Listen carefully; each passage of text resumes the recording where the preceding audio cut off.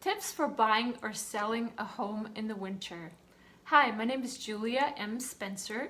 I'm a real estate advisor, investor, and your number one source for real estate advice online. Thanks for tuning here into my channel. Make sure you check out some of the other videos too. I have all kinds of topics and all kinds of areas of real estate. This channel is about real estate investing, specifically for the small scale real estate investor, as I am one, and I'm kind of sharing my story with this channel, also giving you tips of some of the things that I learned, pass on the knowledge basically. So thanks for tuning in. Make sure you subscribe at my website down below here, juliamspencer.com, to get your free guide to real estate investing also. So let's get into the topics. I actually made some notes. Tips for buying or selling a home in the winter. We are in winter right now. It's actually end of January as I'm recording this, and I just came back from a really amazing trip to New York City where I had the opportunity to hang out with some friends, and right in the middle of Manhattan, Upper West Side. It was amazing, and was able to help a friend out, basically watching her cats, and it was very cold. It was much colder than it is here in the south, but I do enjoy the cold. Kind of reminds me of home, of Germany, Russia, and was able to finally use my winter jackets again, so this was great. But if you're in the real estate market, you will realize that the winter months are a little bit tough to sell real estate in. In fact, 40% of the average year's total home selling volumes happen through May through August. Usually that's average, of course. And actually I'll be posting at the bottom of this video, whenever I say like statistics like that, because I did a little bit of research, I'm going to post at the bottom of this video the links of where I got this information from so you can verify it yourself. But basically what they say here in this brochure that I got from one of my mortgages is that May through August are 40% of your sales, and that's only 3 months, actually 4, May, June, July, August. So the rest of the 8 months accounts for the 60%, which is actually more than twice as long. So so let's talk a little bit about potential advantages of buying a home in winter. So potential advantages of buying a home in the winter is there's less competition from fellow buyers. That's pretty obvious, you know. And you'll likely find more motivated sellers. That's kind of true also. I'm actually in the process of trying to sell a couple of my tax sale foreclosure properties, and I'm getting a little bit more motivated as the winter progresses, because we haven't really had any decent offers on, well, there's a couple actually, but haven't really had a lot of traffic on some of my listings. So I'm getting more motivated as the winter drags on. Home prices tend to be lower, meaning the same house may cost less money. Again, that's part of the motivation. If you're a motivated seller, you're more flexible with your prices usually.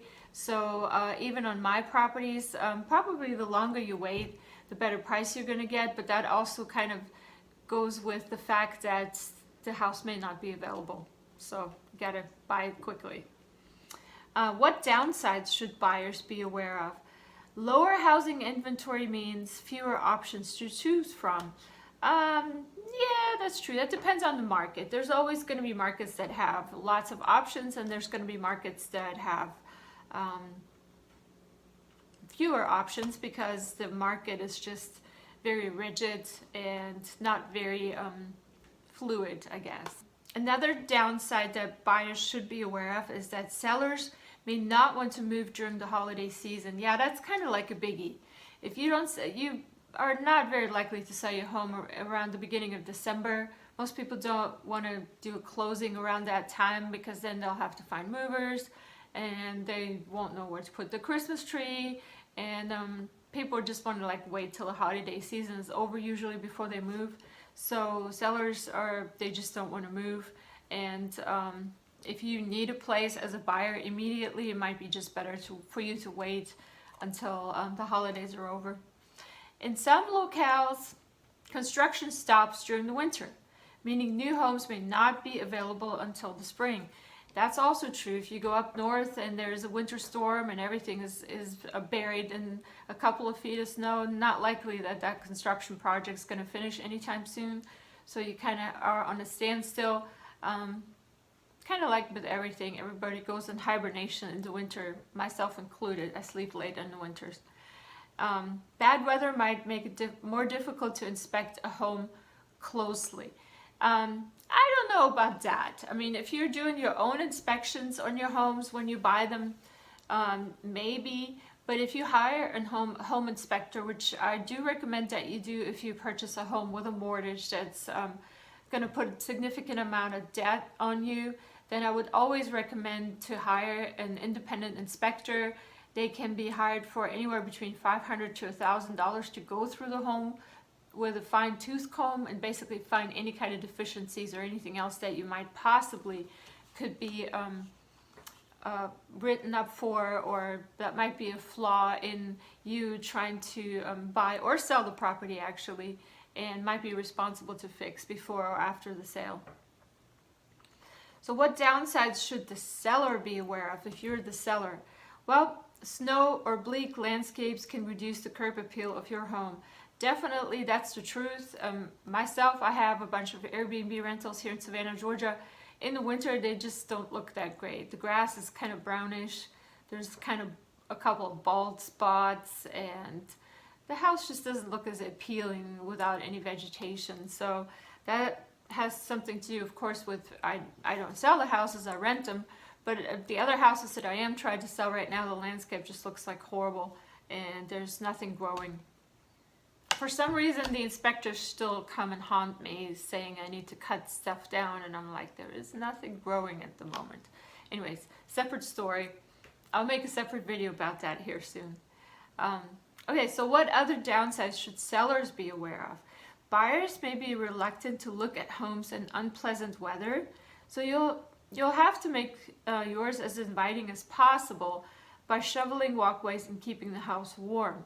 And my personal recommendation is bake some cookies prior to buyers coming, so that the smell and the aroma of gingerbread cookies or some other thing is still in the house, which is very pleasant. Or maybe some scented candles might do the trick as well.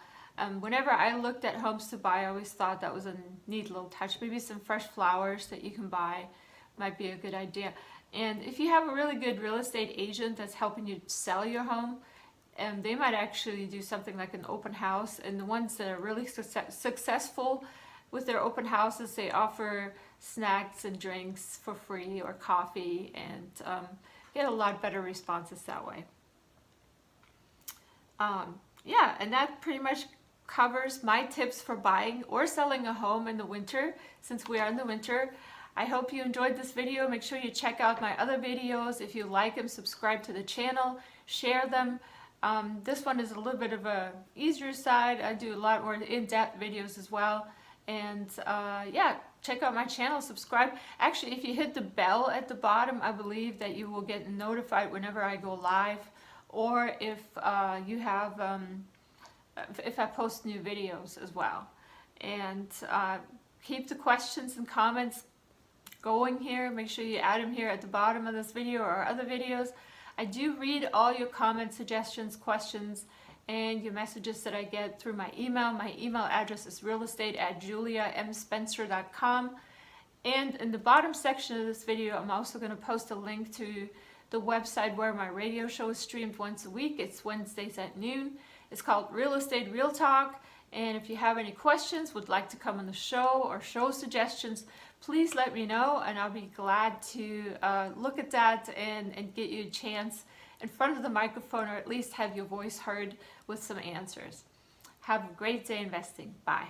For your free guide to real estate investing, visit juliamspencer.com.